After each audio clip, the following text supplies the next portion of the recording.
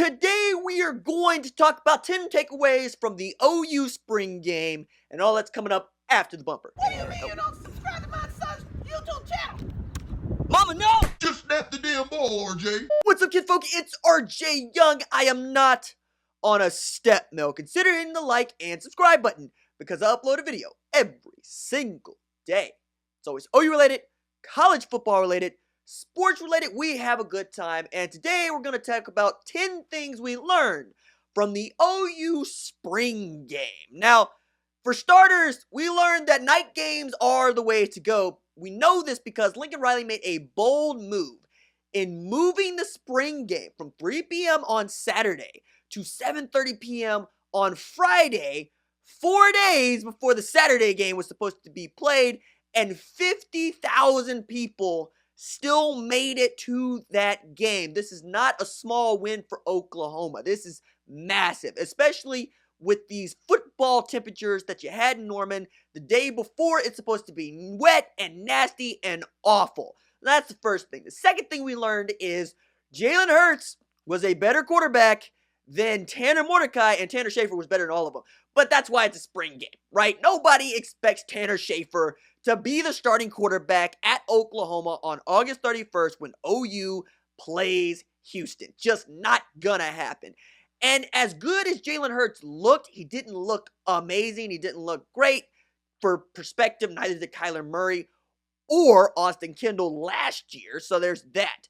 But there's also this bit where Tanner Mordecai kind of looked like a redshirt freshman from time to time. He had one egregious pick where he just kind of threw the ball up in the air and Justin Burrell said, "Give me that," and nearly ran it back for 6. All in all, he didn't look really great. I think for the first half or the first 20-minute quarter, he was like 2 of 8 for 71 yards, whereas Jalen Hurts is like 9 of 12 for 140.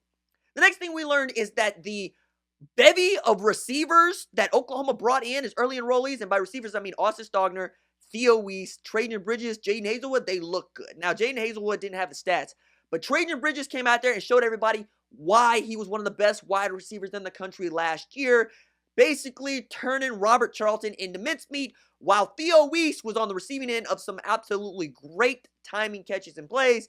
To look at Theo Wease is to see a guy that could end up being better than C.D. Lamb. I don't think that that's a hot take. I think that's just the way that it is and the way that Oklahoma has been recruiting. That's the best wide receiver in the country for me. I know there's other folks that think it's Jaden Hazelwood. Austin Stogner also looked the part. Number 18, just kind of out there, fluid, big, long, the kind of guy that can carry weight as an offensive tackle, also looks real good just running in that wide receiver position. Next thing that we learned is that Alex Grinch's defense is still very much a work in progress. I don't know that you had too many defensive stars, but what we did learn was that this 3-4 look looks a lot like 4-2-5 to me, just using a linebacker as a quote-unquote rush in, which makes sense because this defense is built on speed, right? So Neville Gallimore, I guess that's getting into number 5. Yeah, Neville Gallimore looked great. Neville Gallimore has looked great. This is not news. But that dude kind of was crushing in a makeshift offensive line, but you still would rather see him do it than not do it, right? And I think the way to look at the defense as a whole is to say, hey, they're out there. Some guys that you want to see got to play. And that's the next takeaway, right? Jamal Morris is out there getting meaningful spring game snaps. If ever there was an oxymoron in football, meaningful spring game snaps. Still, number 15 out there looked the part, looked like the kind of guy that could start at safety. Really good looking dude. Bookie had a shot to destroy Tanner Mordecai. Could have cut him down like Paul Bunyan in the Redwood Forest. Did not. Blue jerseys out here saving lives. Do not make that lives matter joke on this channel. I'm just not going to be here for it.